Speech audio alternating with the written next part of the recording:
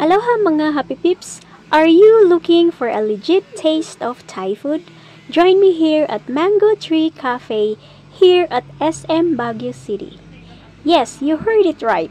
Here lang sa 3rd floor ng SM.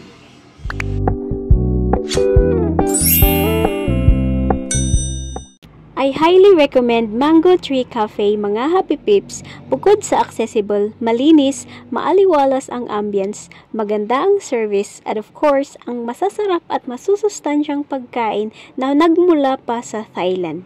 Panoorin mo ang buong video na ito at explain ko sa iyo bakit nasabi kong masustansya ang mga pagkain dito. Nakapag-order na nga kami at simulan natin sa drinks. Hot tea with honey ang gusto ko at Thai iced tea naman ang bet ng aking bestie. Napakadaming benefits ang pag-inom ng tea mga Happy Pips. At ang top 5 dito ay antioxidant, reduces stress, boosts energy, lowers blood pressure, at nakaka-maintain ng waistline. Kaya naman hindi nawawala ang tea sa ating drinks besides coffee. O siya, lubos-lubusin na natin ang Thai food mga Happy Pips.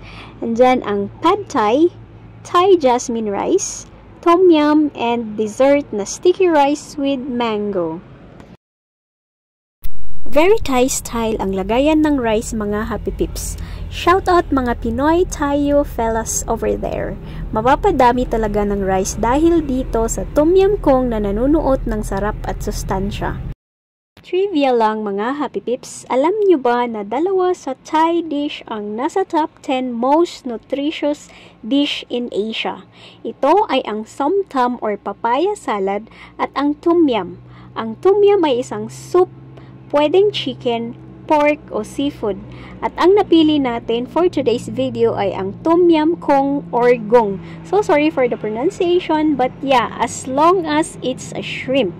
And yes, nanunuot sa sarap at malalasahan mo talaga ang mga herbs nito. Di lang basta isa o dalawang herbs dahil 7 herbs ang nilalagay sa soup na ito. Sa mga mahilig ng pasta or noodles dyan, isa na namang Thai famous dish itong Pad Thai. So, ang napili nga pala namin ay ang vegetable Pad Thai. At syempre, imekos-mekos na natin with dried chili. Mas maanghang, mas masarap ika nga. In fairness, di tinipid sa ingredients. Nagustuhan ko itong Pad Thai nila. Masarap yung combination ng peanut, chili, and lime or lemon. Masasabi kong napakasustansya din nito dahil tingnan nyo naman ang kanyang mga ingredients. Mga young corn, carrots, sprouted beans, and yes, may broccoli pa. So, diba? Saan ka pa? Sabi nila, kahit busog, there is always a space for dessert.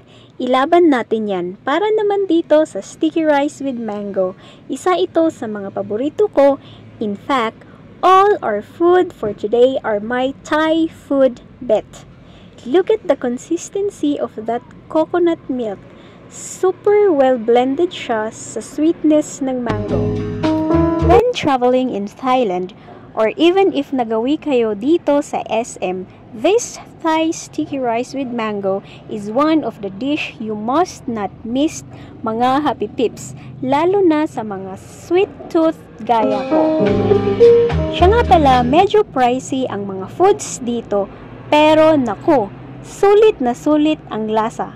Ang sticky rice with the price of 540 pesos, masarap siya at dahil nga sweet tooth tayo, ito ay 9 out of 10. Ang Pad Thai with the price of 460, 9 out of 10. Ang Tom Yum, ang presyo naman ay 680 pesos, 10 out of 10 mga Happy Pips. Ang hot tea or iced tea, 9 out of 10. All in all, super recommended siya. Pricey but super sulit na sulit. Nog, kabasan mo